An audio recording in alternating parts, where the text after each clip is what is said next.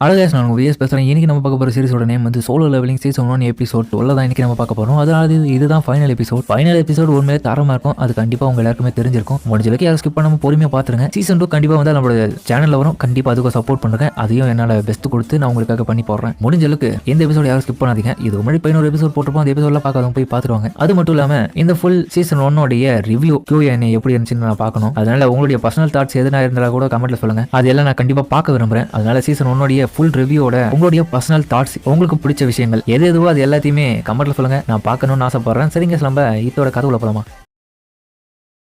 ஒரு பக்கம் ஹீரோ போதுங்கிட்ட அடி வாங்கிட்டு வரேன். அடடா, என்னோட டெலிபோர்டேஷன் ஸ்டோனையும் இந்த இடத்துல தொலைச்சிட்டேன். இப்ப எப்படி இங்க தப்பிக்கிறது? இதை விட்டா எனக்கு வேற வழி இல்ல. அப்பனா இது எல்லாத்தையும் அழிச்சுதான் இந்த இடத்துல போக முடியுமா? அடடா, என்னோட ஸ்டாமினா ரொம்ப குறைவா இருக்கிறதுனால என்னால சரியா சண்டை போட கூட முடியல. இந்த இடத்துல என்னோட ஸ்டெல்த் எபிலிட்டியும் ஃபுல் ரெக்கவரியும் பயன்படுத்த முடியாது. அதுக்குன்னு இதே இடத்துல சாகணுமா? ஸ்டாமினா குறையுது. இப்ப நான் என்னதான் பண்றது? அடிக்க இதுங்க வந்து இருக்கு. கண்டிப்பா நான் போராடுவேன். எதனா ஒரு வழி கிடைக்கணும். அதுக்கப்புறம் நிறைய நைட்ஸை போட்டு துவம்சம் பண்றோம். இதுக்கு முன்னாடி நான் பல தலைகளை தாண்டி தான் வந்திருக்கேன். என்னை விட பலசாலிகளை நான் கடந்து தான் வந்திருக்கேன். அதனால எந்த சூழ்நிலையும் என்னோட உயிர் போகாதப்போ இந்த இடத்துல நான் எதுக்காக போக விடணும் அப்படின்னு ஒரு பக்கம் பார்த்தா கையெல்லாம் ரத்தமா கிடக்கு. கூடவே ஹீரோக்கு மூச்சு வாங்க அந்த நைட்ஸ் எல்லாம் கொஞ்சம் கொஞ்சமா அவனுக்கு மங்கள தெரிய ஸ்டாமினாவோ குறைஞ்சுன்னு வருது. அந்த டைம் ஒரு வாய்ஸும், ஏய் அவனுக்கு இன்னொரு பேர் இருக்கு தெரியுமா? எல்லார விடையும் ரொம்ப வீக்கான ஹண்டர் அப்படின்னு அந்த பேரு கவனிக்க இன்னொரு நைட் அவன் நடிக்க பலவீனம். அப்ப பலசாலி இல்லையா?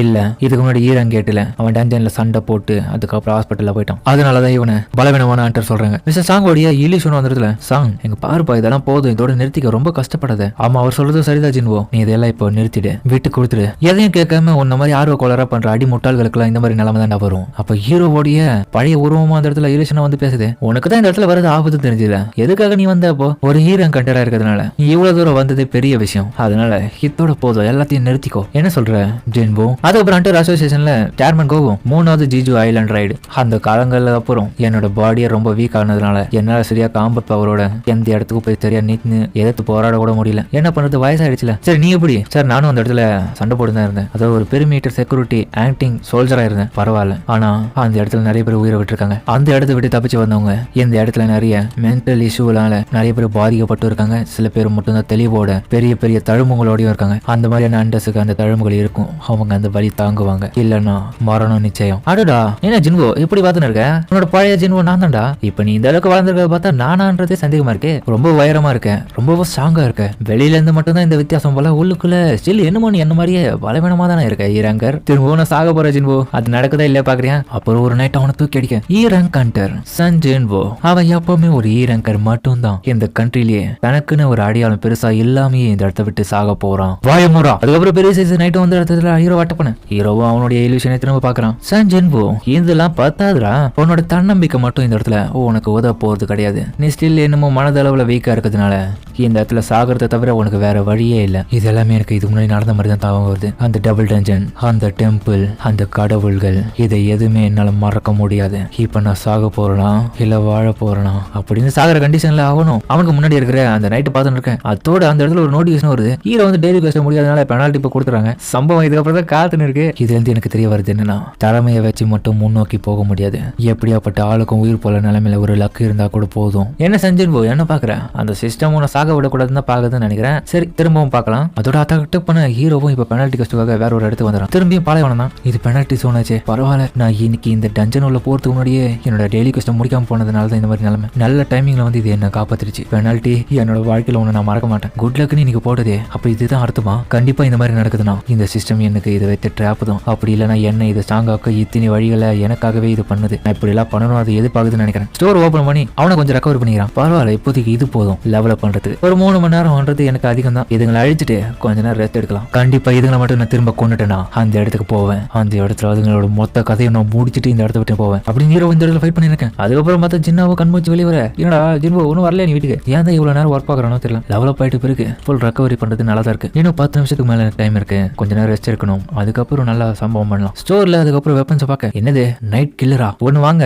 இது நைட் செய்ய கொள்ளக்கூடிய கில்லர். இதனால 25% டேமேஜ் ஏற்படுத்த முடியும் அந்த ஆர்மர் டைப் பீஸ்டுக்கு. வாவ், பயங்கரமா இருக்கு. அப்புறம் இது ஏகிரேஸ் கூட ஃபைட் பண்ணும்போது கிடைச்ச சோன். இது இது எனக்கு தேவைப்படும், இதை நான் பயன்படுத்துறேன் இந்த இடத்துல. அதுக்கப்புறம் ஹீரோவை பயன்படுத்த அந்த ஸ்கில்ல ரூலர் ஆண்ட்னு வந்திருக்கேன். இந்த ஸ்கில்லுக்கு மானவும் தேவையில்லை, எந்த பொருட்களையும் தொடாமையே டேமேஜ் பண்ணக்கூடிய எபிலிட்டினா. அப்போ அவனோட சோட அதே மாதிரி வாட வச்சனும். அதுக்கப்புறம் ஹீரோ அதை ட்ரை பண்ண இப்போதைக்கு என்னால பெருசா இருக்கிற எதையா இருந்தாலும் பண்ண முடியாது போல. அப்ப நான் சின்னதுல இருந்து ஆரம்பிக்கிறேன். அதுக்கப்புறம் டைமிங் ஆயின்னு இருக்கு. இந்த சண்டையை பொறுத்த வரைக்கும் இல்ல, எப்பவுமே ஒருத்தனுக்கு திறமை இருந்தா மட்டும் பார்த்தாது, லக்கும் தேவை. அடடா நான் இங்க போயிட்டு கொஞ்ச நேரம் தான் இருக்கும், அதுக்குள்ள இவ்வளவு பேரா என்னப்பா சண்டைக்கு தயாரா? அதுக்கப்புறம் ஜேஜோ தீவு கிட்ட அண்டர்கள்ட்ட சேர்ந்தவங்களும் கிட்ட போயிட்டு இருக்காங்க. என்ன சாகி உனக்கு செட் ஆகலையா? அப்பெல்லாம் இல்ல, நான் 3வது ரைடு போகும்போது கூட ஒரு அண்டர் கூட இது கிடையாது. அது உங்களுக்கு தெரியும்ல கில்ட் மாஸ்டர், உங்களோட மன நிலைமை எனக்கு இப்ப புரியுது. அதனால எது வந்தாலும் நம்ம சமாளிக்கலாம், நான் உங்களுக்கு ஆதரவா இருப்பேன். ரொம்ப சந்தோஷம் கில்ட் மாஸ்டர் சாய். தண்ணியில என்னமோ தெரியுது. அம்மா என்னது? அதுக்கப்புறம் அந்த இடத்துல ஹீரோவும் அந்த பீஸ்ட் எல்லாத்தையுமே போட்டு தரமா ஸ்லைஸ் பண்றான். நைட் கில்லர் வேற லெவல். ஆனா இருந்தாலும் இந்த சென்சேஷன் நல்லா இல்ல. எத்தனை பேர் கொன்னாலும் கொன்ன மாதிரி தெரியல. இதுங்க என்ன வந்துட்டே இருக்கு, இதுங்க எங்க இருந்து தான் வருது? ஆமா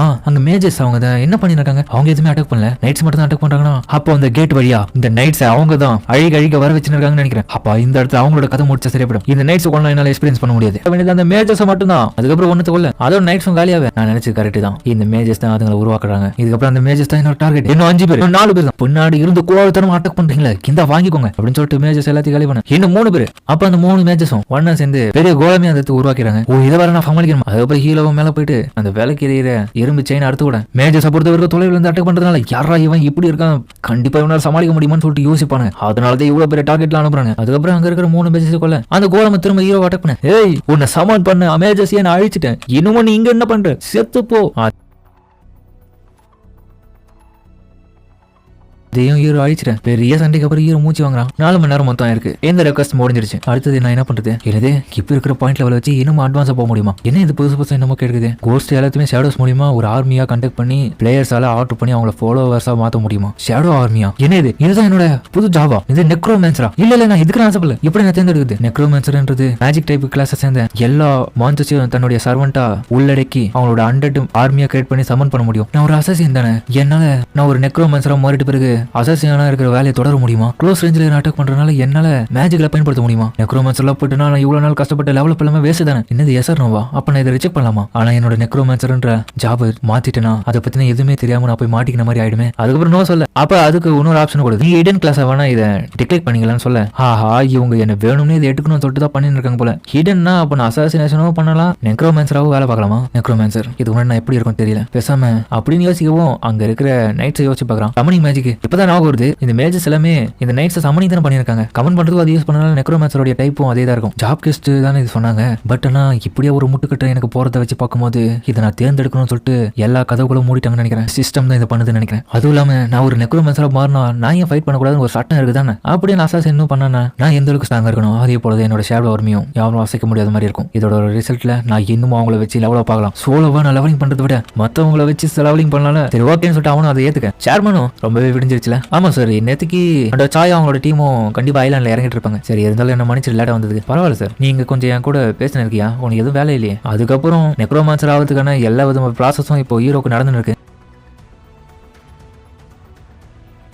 அடடா அபாரமா இருக்கு இந்த சக்தி. ஷேடோ மார்ச்சான் இது அனதர் கிளாஸா? அதுக்கப்புறம் ஹீரோக்கு அங்க இருக்கிற நைட்ஸ் உடைய குரல் கேக்குது. யாரோ அழுகிற குரல். வழியில இவங்க எல்லாரும் கத்தின்னு இருக்காங்க. ஷேடோ எக்ஸ்ட்ராக்ஷன் கமன் வேர்டா? என்ன யோசிக்கலாம்? ஆரைஸ். அதுக்கப்புறம் அந்த நைட்ஸ் உடைய ஆன்மாக்களும் அந்த இடத்துல இருந்து ஏஞ்சிக்க. வாவ் இதுதான் என்னுடைய ஷேடோ ஆர்மியா? யூனிஸ்கில்லா ஷேடோ எக்ஸ்ட்ராக்ஷன் அண்ட் ஷேடோ ஸ்டோரேஜா? மாணவ ட்ரெயின் பண்றது மூலியமா ஷேடோ சோல்ஜர்ஸை உருவாக்க முடியுமா? ஷேடோஸை சமன் பண்றது மட்டும் இல்லாம கண்ட்ரோலே எடுக்க முடியும். இவங்க தான் அந்த ஷேடோ சோல்ஜர்ஸா? பரவாயில்லையே. இந்த நைட்ஸும் இப்ப மேஜர்ஸ் கூட எனக்கு கீழே தான். வெவ்வேறு விதமான கிளாஸ் சேர்ந்தவங்களா இருந்தாலும் இவங்களோட ரெகுலர் ரேங்க் ஒரே மாதிரி தான் காட்டுது. இவங்களே என்னால எழுப்ப முடியுதுன்னா எஸ் ரேங்க் ஷேடோவே என்னால எக்ஸ்ட்ராக்ட் பண்ண முடியாதானே? என்னப்பா பிளட் ரெட் ஏஞ்சிக்க ரெடியா? இந்த எக்ஸ்ட்ராக்ஷன் கூட ஒரு லிமிட் தான் இருக்கு போல. அதனால நம்ம அதிகமா வச்சு இருக்கிற இந்த சோல்ஜர்ஸ்ல ஒரு 11 பேர் இந்த இடத்த விட்டு வெடி வைக்கிறேன். அதோட அவங்க கிளம்ப. சரி இப்போ night commander of the Igris the blood red இவனை என்னால கட்டுப்பாட்டுக்குள்ள கொண்டு வர முடிஞ்சா நான் எவ்வளவோ சாதிப்பேன். அரைஸ்ன்னு சொல்ல வெளியே வர பாக்குது அவனோட ஆன்மா. இருந்தாலும் அது கட்டுப்பாட்டு உள்ள எடுக்க முடியல. ஓ இதனாலதான் வார்னிங் வச்சோம். என்ன இன்னும் எனக்கு 2 வாய்ப்பு தான் இருக்கு. அரைஸ் அடடா இன்னும் ஒண்ணுதான். சேர்மன் கோவம் உண்மையான விஷயம் இப்போ சொல்லட்டா.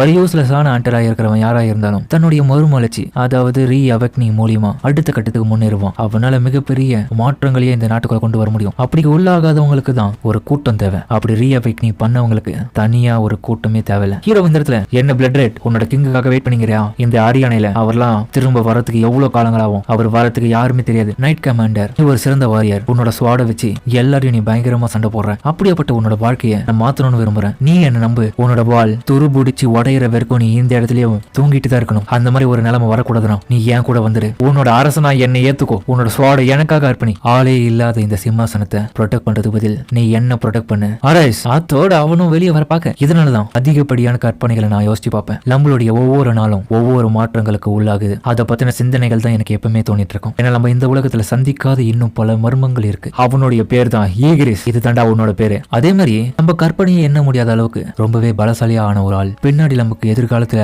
வழிகாட்டுறதுக்காக அவர் வருவாரு. அவங்க இந்த நேரம் கூட பிறந்திருக்கலாம், அப்படி இல்லைன்னா இன்னும் சக்திசாலியா ஆகிட்டு இருக்கலாம். அதை மட்டும் என்னால கட்டாயமா சொல்ல முடியும். அதுக்கப்புறம் இவங்களை கூட்டமா நின்று ஹீரோக்கு மரியாதை கொடுக்க, கிரேஸ் நீ இதுக்கப்புறம் ஏன் கூட இருக்க, இதுக்கப்புறம் தான் வேட்டை ஆரம்பம். அதுக்கப்புறம் ஜேஜே ஐலாண்ட்ல இவங்களும் கதை வரைக்கும் இருக்கும் போது கில்ட் மாஸ்டர் சாயும் என்ன இது எதுவும் எனக்கு புரியல, இதுக்கு முன்னாடி யாரையும் நான் பார்த்ததே இல்லை. இதெல்லாம் பார்க்கும்போது நமக்கு தெரியாம நிறைய விஷயம் இந்த இடத்துல நடந்துட்டு இருக்கு. இதுங்கெல்லாம் இன்னும் பரிணாம வளர்ச்சி அடைஞ்சுன்னு இருக்கு. பார்த்தா ஜேஜே ஐலாண்ட்ல இருந்து அந்த எறும்புகள்லாம் சின்ன சைஸ் எல்லாம் ரக்கம் அழைச்சிட்டு இருக்கு.